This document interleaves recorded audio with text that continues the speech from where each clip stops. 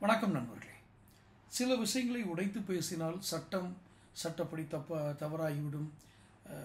ஒரு தர்மப்படி தவறாயிருக்கும் என்றாலும் நான் அதுக்கு கட்டுப்படுவேன். சட்டப்படி என்றாலும் நான் கட்டுப்பட்டு ஆக வேண்டும்.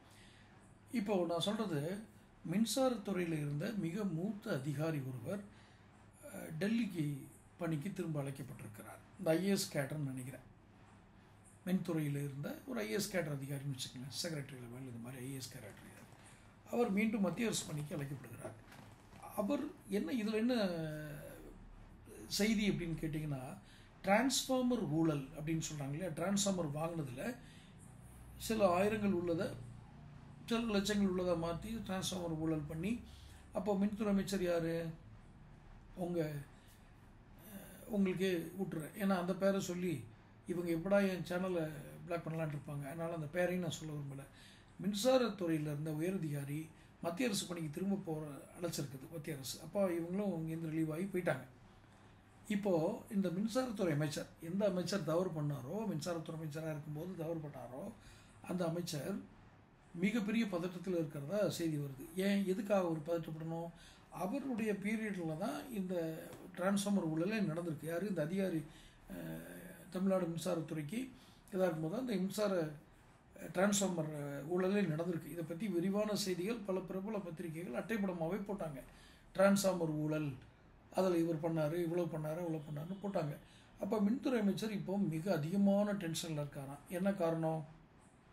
இப்போ அந்த அதிகாரி திரும்ப அங்கே போயிருக்காருன்னா எல்லா டீட்டெயிலும் சொல்லிடுவார். மத்திய அரசு பணிக்கு போயிட்டாருன்னா மேலிடம் இப்போ மத்தியில் ஆட்சியில் இருக்கிற மேலிடம் இங்கே எப்படியா 2026 சட்டசபை தேர்தல், தமிழக சட்டசபை தேர்தலை குறி வச்சு வேலை நடந்துகிட்ருக்கு. இப்போது டிரான்ஸ்ஃபார்மர் ஊழல் யார் உண்மையாக பண்ணா? நான் இப்போ யாரும் பேரை சொல்லலை, அதிகாரி அமைச்சர் தான் சொல்லியிருக்கேன். யார் உண்மையிலே பண்ணா? அப்போ அந்த அதிகாரி அந்த அதிகாரி அப்ரூவராக மாறிட்டார்னா மின்சாரத்துறை அமைச்சருக்கு ஷாக் அடிக்கும். நான் இப்போ இருக்க அமைச்சராக முன்னாள் இருந்த அமைச்சரெல்லாம் சொல்லலையா. அவர் சொல்கிறப்போ ஊழல் பண்ண அதிகாரிக்கு அந்த அமைச்சருக்கு ஷாக் அடிக்கும். ஷாக்குன்னா heavy shock, 10,000 volt 20,000 volt shock அடிக்கும். அது அந்த கட்சிக்கு, குறிப்பிட்ட கட்சிக்கு ஆட்சியை பிடிக்கிறதுல திரும்ப ஒரு பெரிய சங்கடத்தை உண்டு பண்ணும் இப்படின்னு செய்தி வருது. இதை நீங்கள் எப்படி எடுத்துக்குவீங்க? எவ்வளவு ஒரு பொறுப்பான அமைச்சர்கள், எவ்வளவு நிம்மதியான அமைச்சர்களை நாம் பெற்றிருக்கிறோம், புரியுதா? அப்போ இந்த அமைச்சர்களெல்லாம் என்ன செய்கிறார்கள்? அதிகாரிகளினுடைய துணையோடோ இல்லை அவர்களுக்கு விரோதமாகவோ இல்லை அவருடைய இணைந்தோ மாபெரும் கொள்ளை நடந்திருக்கிறது.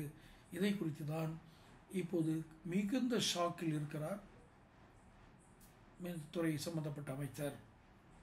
பார்ப்போம். இப்போ மாற்றலாகி போயிருக்காங்க அதிகாரிகள் என்னென்ன சொல்ல போகிறாரு, அவர் சொன்னதை வச்சு அவங்க என்ன ஆக்ஷன் எடுக்க போகிறாங்கன்ற வச்சு பார்ப்போம். இதை செய்திகள் தொடர்ந்து உங்களுக்கு கிடைக்கணும்னா நீங்கள் சப்ஸ்கிரைப் பண்ணுங்கள், நோட்டிஃபிகேஷன் பதிவு பண்ணுங்கள். அப்போ தான் உங்களுக்கு வீடியோக்கள் சேரும். பிடிச்சிருந்தா லைக் பண்ணி ஷேர் பண்ணுங்கள். நன்றி.